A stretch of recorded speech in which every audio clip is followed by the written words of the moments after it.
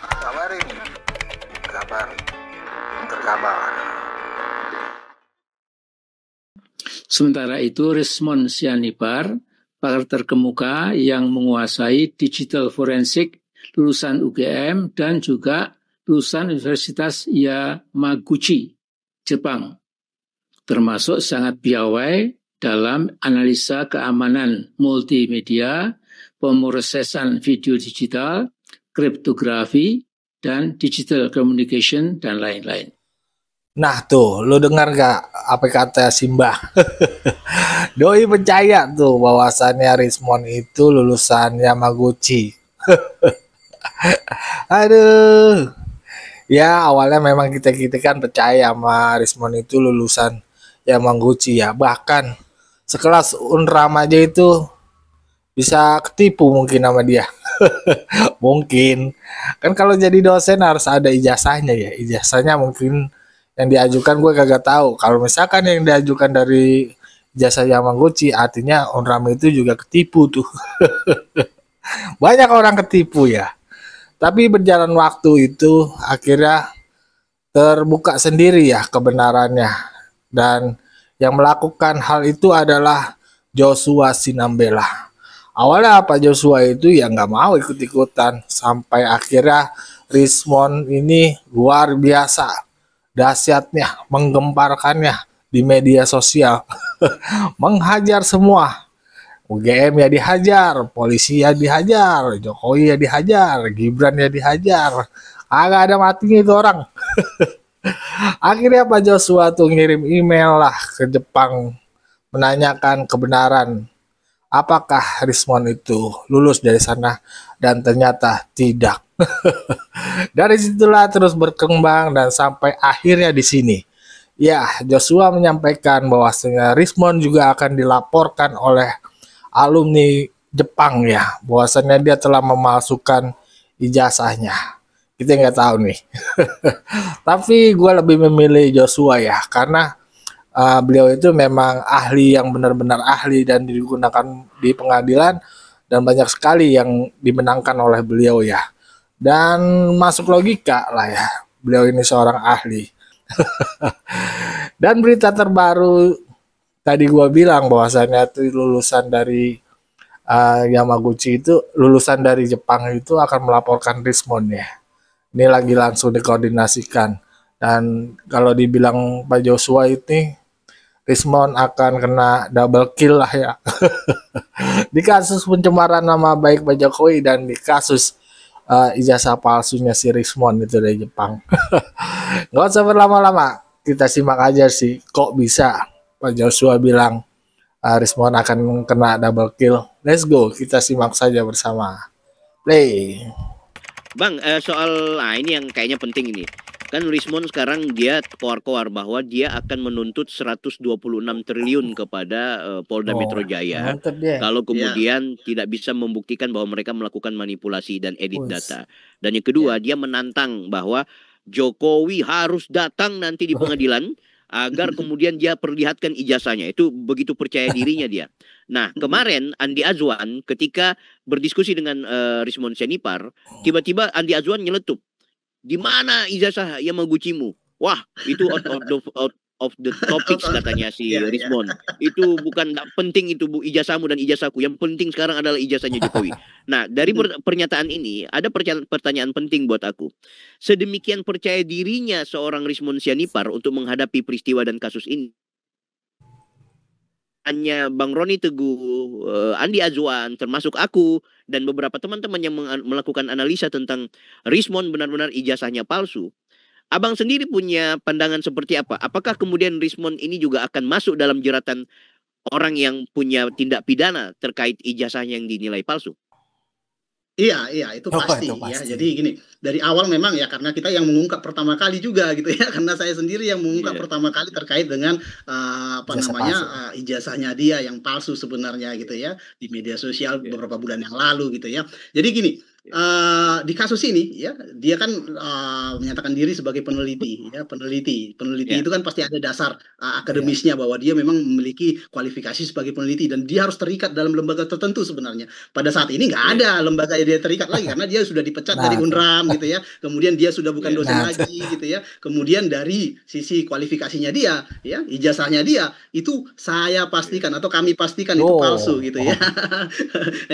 Dan teman-teman dari penyidik juga menyampaikan bahwa wah itu confirm gitu ya istilahnya begitu. Jadi meskipun ini nanti akan di-split jadi 2 kasus mungkin ya, nanti ada kasus khusus nanti yang akan menimpa si Rismon ini karena ijazah palsunya gitu ya. Dan itu sudah disiapkan dan sudah nanti tinggal diumumkan saja sebenarnya gitu ya. Nah, yang pasti ya jadi bahwa dari ketidakaslian dari ijazahnya dia yang diaku-aku dia sebagai doktor, master dari Yamaguchi gitu ya, itu sudah membantah bahwa dia bukan peneliti. Dari latar belakang akademisnya juga dia jauh karena di S1, S2 di UGM itu tidak ada hubungannya dengan komputer ya. Dia hanya menjadi teknik sinyal dan isyarat ataupun kendali di sana ya. Sehingga tidak punya latar belakang sebagai peneliti di bidang media digital ya atau komputer lah boleh dikatakan atau apalagi digital forensik. Itu sangat jauh. Makanya prosedur segala macam dia tidak memahami sama sekali gitu ya. Dari sini kita dengan mudah nanti membantahnya. Jadi yang pasti dia akan kena di kasus yang baru nih yang sedang proses ya nanti di kepolisian dan dia tinggal menunggu panggilan lah nanti. Nanti ketika dia katakanlah sudah ditahan dan dia akan nanti dipanggil lagi atau dijadikan tersangka juga di kasus yang berbeda ya, di kasus ijazah palsunya ya. Itu saya kira akan menjadi bumerang bagi dia sendiri ya. Andai dia katakanlah nggak ikut-ikutan kasus ini, nggak ada kan yang bongkar itu gitu ya. Tetapi karena dia memaksakan diri, dia merasa paling benar, ternyata dialah yang memiliki kepalsuan yang sesungguhnya ya. Jadi tuntutan dia di Polda yang sekian triliun segala macam itu omong kosong aja. Semua laporan dia di Polda DIY segala macam itu nggak jalan gitu ya. Kenapa? Karena ya saksi-saksi yang hadir juga sudah menyampaikan ya dan dia tidak punya bukti sama sekali menyampaikan ada kepalsuan karena latar belakang dia informasi dia hanya berita-berita segala macam dan itu bisa terjadi miss segala macam. Apalagi kalau Pak Kasmujo diikut-ikutkan gitu ya. Itu Pak Kasmujo kan sudah sudah pensiun segala macam sudah uzur dan nggak bisa mengingat itu semua gitu ya, nggak pantas lagi lah untuk dijadikan masalah kira-kira seperti itu. Kita cukup apalagi dari lembaga saja lah, dari BM saja. Ya. Iya, apalagi diskusi dengan Pak Kasmujo dalam situasi yang tidak sesuai ya, cuma teriak-teriak di jalan, nanya-nanya kayak gitu. Betul, dipaksakan. Bahkan mereka sebenarnya diusir, cuman mereka framing berbeda kan? Mereka framing. Ketika Pak Kasmujo katakan tidak, bukan berarti dia menyatakan tidak kepada apa yang disebut dia, tetapi menyatakan bahwa Anda tidak boleh masuk masuknya. Ya, Anda nggak boleh ke sini sebenarnya. Nah, itu yang mereka framing. Mereka memang jago-jago framing. Roy Suryo, si Rismon ini bisa melakukan framing dan banyak pengikutnya yang dungu-dungu itu ya. yang memakan langsung ucapan-ucapan mereka seolah ucapan mereka itu pasti benar. Ya, saya masih ingat ketika gelar perkara khusus di Barreskrim yang terjadi di dalam sama yang mau diomongin di luar itu berbeda jauh gitu ya. Itulah abang itu dibilang ahli yang tidak jelas, yang bungkam, yang tidak bicara, yang nggak ada bukti apa-apa. Iya. Padahal pada saat itu kita bukan nggak ada kesempatan untuk berdebat, tidak artinya saling membantah sebenarnya. Kita hanya mendengarkan saja, kita hanya menyampaikan pendapat saja. Tidak ada saling membantah di situ sebenarnya. Tetapi itulah mereka melakukan framing, ya framing seperti itu. Ya karena di gelar perkara khusus itu kan hanya menilai bagaimana prosedur penyelidik ini memastikan bahwa tidak ada tidak ada kasus pidana di sana dan seterusnya kira-kira seperti.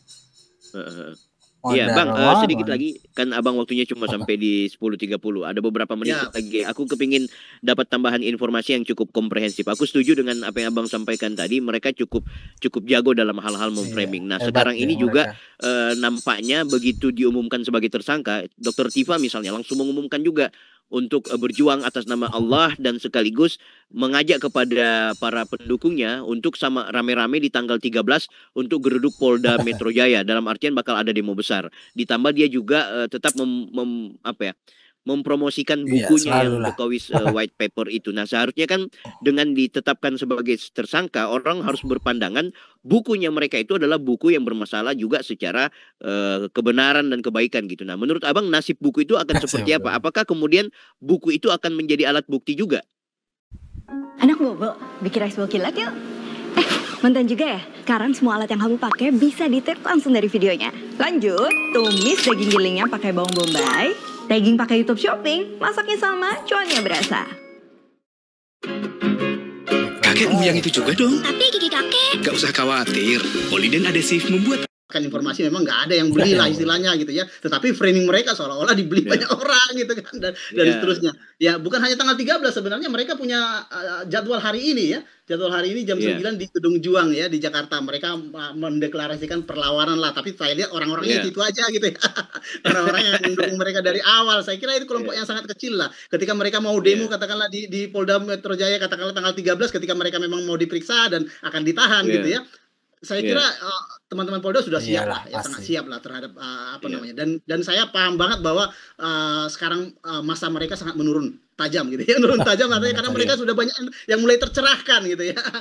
Ketika sudah jadi tersangka berarti buktinya sangat kuat nih bahwa mereka yang melakukan kesalahan sebenarnya.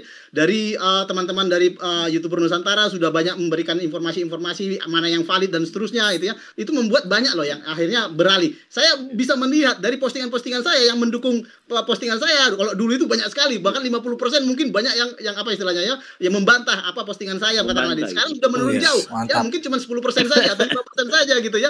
Kemana orang-orang ini gitu kan? Saya nggak tahu. Kemungkinan mereka sudah pada mingkem atau segala macam ketika mereka sudah jadi tersangka. Dan itu ya saya kira menjadi hal yang baik ya, yang akan kita saksikan nantinya ke depan.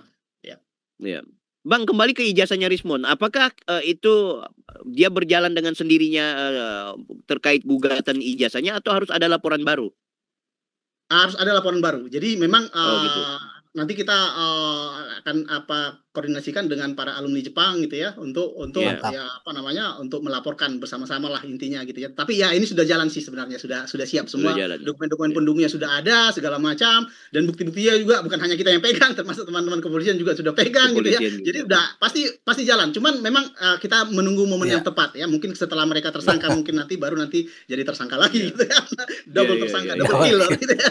Ancaman hukumannya mungkin nanti bisa ya belasan tahun lah paling ya. Nambah lagi Bang, itu nambah lagi itu Andi Azwan itu melaporkan juga soal pencemaran nama baik dan fitnah terkait tuduhan bahwa Andi Azwan itu PKI lah, terus tersangka TPPU gitu kan. Itu saya juga menerima ada apa namanya memposting itu gitu. Ini dari sumber beritanya aja udah nggak jelas gitu kan. Jadi, gitu kan. Ya itu pantas dilaporkan juga. Dan saya mau menginformasikan ada juga ya rekan lain, tim lain yang dari asosiasi gitu ya, yang sudah memberikan dumas juga ke Bareskrim Polri ya terkait dengan kelakuannya Rismon ini ketika dia menghajar katakanlah menyerang Pak Nu, penyerang Polri segala macam. Mereka sudah memberikan pengaduan juga, tapi dalam bentuk dumas bukan LP ya. Nah, kalau kita nanti langsung LP untuk Rismon ya. LP aja sekalian gitu. Ya, begitulah ya tadi ya perbincangannya. Jadi jelas kan? Rismon bakal dapat double kill habis tersangka, nanti ada pengumuman lagi. Aduh, berat mon hidup lo mon. Tadi dibilang sama Pak Joshua ya, kalau misalkan Rismon gak ikut-ikutan kasus ini dan menelanjangi banyak instansi dan juga Pak Jokowi sendiri ya, dia kan kalau kita lihat tuh Rismon nyerangnya buset dah, barbar banget kan ya, mulutnya kagak bisa dijaga. Ya akhirnya terbongkar sendiri lah ya siapa sebenarnya yang memiliki ijazah palsu.